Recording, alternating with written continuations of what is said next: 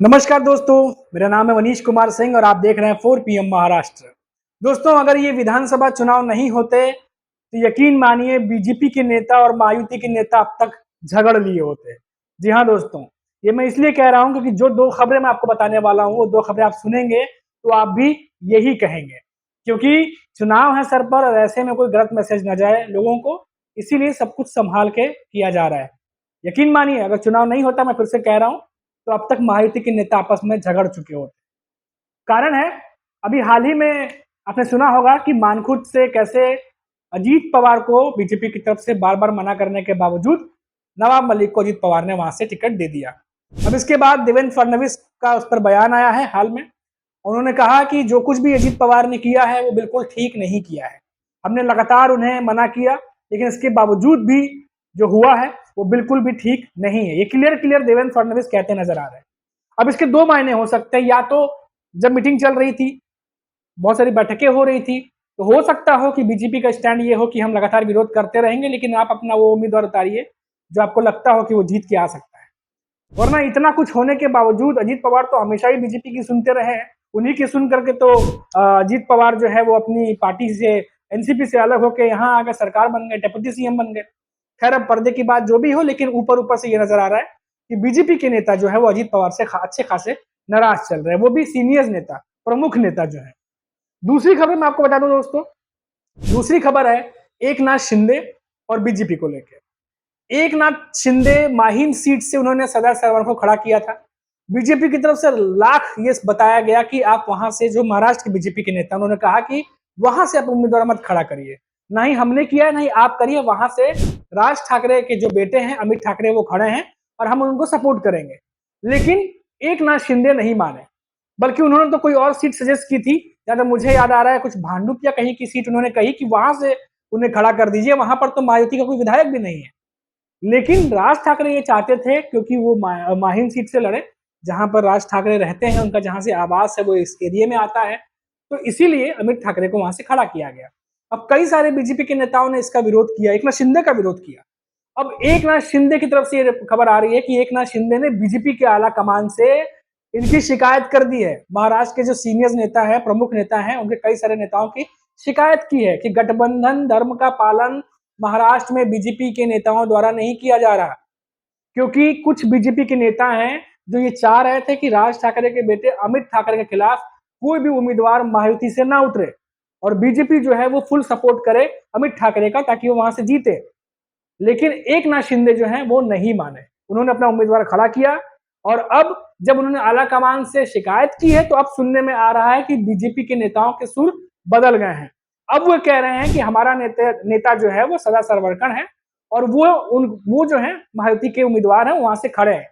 तो ये सब कुछ भी हो रहा है दोस्तों, यानी एकनाथ शिंदे भी अपने जगह पर अड़े हुए हैं और अपनी बातें सामने रख रहे हैं, चाहे वो सीट शेयरिंग की बात हो, चाहे वो अब माहिम सीट को लेकर अपने उम्मीदवार खड़ी करने की बात हो। एकनाथ शिंदे कई जगह पर डिसीजन ले रहे हैं और ऐसा साफ दिखाई दे रहा है कि ये जो खींचतान, ये जो आपसी गठबंधन के बीच में जो गजब का एक दूसरे पर दबाव बनाने की रणनीति या राजनीति हमने देखी है, इसमें ये साफ दिखा है कि एकनाथ शिंदे कई जगहों पर अड़ गए हैं। और इसी वजह से देखा गया कि महाराष्ट्र में सीट शेयरिंग का भी मामला जल्दी नहीं सुलझ पाया था, फिर दिल्ली तक बात पहुंच गई। तो ये तमाम जो खबरें मैंने आपको भी बताई हैं, दो बड़ी खबरें, ये दो खबरें जानने के बाद आप अंदाजा लगाइए कि कितना प्रेशर बना हुआ है महायुति के भीतर। अगर 20 नवंबर को जनता वोट करने नहीं उतरती, ये चुनाव नहीं होता, तो अब तक ये प्रेशर कहां कहां फटता ये आपको दिखाई देता। क्योंकि लगातार आप देखिए कई सीटों पर अजीत पवार जो है वो नाराज करके बैठे हैं बीजेपी के नेताओं को। बीजेपी के नेता जो कहते रहे वो उसका उल्टा कर दिया उन्होंने। उसके बाद एकनाथ शिंदे, जिसके साथ में बीजेपी ये कह रही थी कि हमारी आइडियोलॉजी मिलती है और हम, हमारे वोटर्स जो हैं वो ट्रांसफर भी होते हैं और हम अच्छा करते हैं, वहां भी हमने देखा कि एकनाथ शिंदे के साथ में उनका जो है कई सीटों पर बहुत जमकर जो है वो खींचतान हुई है। और हमने कई सारे देखी कि कम से कम 7 से 8 सीटें आखिरी में जो है वो फाइनल हुई हैं। उसमें भी ये सुनने में आ रहा है कि जहां पर बीजेपी के उम्मीदवार खड़े हैं, वहां पर एकनाथ शिंदे की पार्टी के उम्मीदवार भी टिकट मांग रहे थे। लेकिन अगर एकनाथ शिंदे किन्हीं वजह से उन्हें नहीं दे पाए हैं, तो वो इंडिविजुअल खड़े हो गए हैं, निर्दलीय। अब जो कि बीजेपी के ही जो नेता वहां खड़े हैं उनके लिए सिरदर्दी है, क्योंकि वहां पर जो वोटर्स हैं इनके, वो अब बटेंगे। एकनाथ शिंदे के अगर कोई वहां पे उम्मीदवार खड़े हैं, निर्दलीय खड़े हो गए हैं, जाहिर सी बात है उनके भी अपने वोटर्स हैं, और बीजेपी के नेता खड़े हैं, उनके वोटर्स हैं, तो जाहिर सी बात है अगर कोई एक खड़ा होता दोनों को लेकर के और दोनों सपोर्ट कर रहे होते तो शायद वहां पर ये चीजें देखने को नहीं मिलती। लेकिन अब ये कंफ्यूजन की स्थिति में वोटर्स बटने तय है।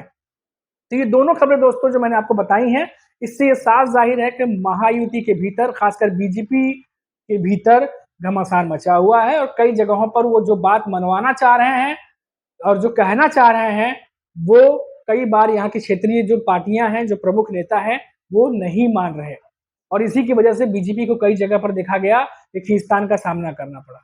और जानकार भी यही बता रहे हैं दोस्तों कि ये हरियाणा नहीं है, ये कोई और स्टेट नहीं है, ये महाराष्ट्र है। और महाराष्ट्र में हमने देखा है कि यहाँ पर जो क्षेत्रीय पार्टियां हैं उनका भी अपना दबदबा है, उनकी मजबूती है। और एनडीए गठबंधन में भी हमने देखा कि इसी तरीके से कांग्रेस भी लगातार कोशिश कर रही थी, लेकिन कहीं ना कहीं उद्धव ठाकरे और शरद पवार के साथ उन्हें कहीं ना कहीं समझौता करना पड़ा। वहीं महायुति के भीतर भी हमने देखा कि बीजेपी लाख कोशिश कर रही थी, हालांकि कुछ हद तक वो कामयाबी हो गई, 150 के करीब वो लड़ना चाह रही थी और 150 के करीब वो सीट लेके लड़ी रही है। लेकिन जो जिस तरीके से वो चाह रही थी कि एकनाथ शिंदे उनके जिस तरीके से वो इशारा कर रहे हैं उस तरह से चले, जिस तरीके से अजीत पवार को कहा जा रहा है उस तरीके से चले, उतने लेवल पे वो नहीं चले हैं।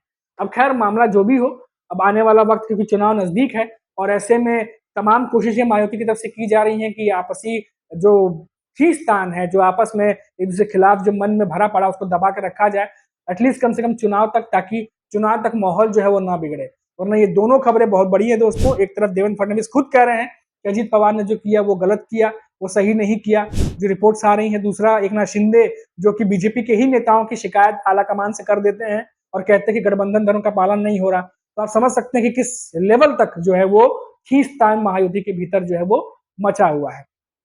तो ये तो बात हो गई दोस्तों महायुति की। और आपको जाते जाते बता दें कि महाराष्ट्र में राहुल गांधी की जो है वो रैली होने वाली है आज, और बहुत बड़ी बड़ी चीजें जो है दोस्तों, हो सकता है जो हमारे खबर सूत्र बता रहे हैं कि कुछ बड़ी चीजें वो बता सकते हैं वहां से। हो सकता है कि कुछ जो कह सकते हैं कि जिस तरीके से कि हमारी सरकार आई तो हम ये करेंगे, उसके कुछ वादे भी वो वहां से कर सकते हैं, जिसकी वजह से आज सबकी नजरें जो है वो राहुल गांधी के इस रैली पर टिकी रहने वाली है। तो ये जो है पूरी अपडेट जो थी दोस्तों महाराष्ट्र की, वो मैंने आप तक पहुंचा दी है।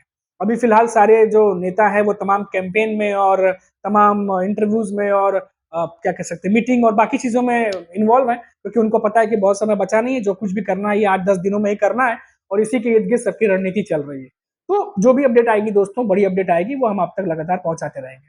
फिलहाल अभी के लिए इतना ही, फिर लौटेंगे तो बात करेंगे महाराष्ट्र की किसी बड़ी खबर पर। तब तक आप देखते रहिए 4 PM महाराष्ट्र। नमस्कार।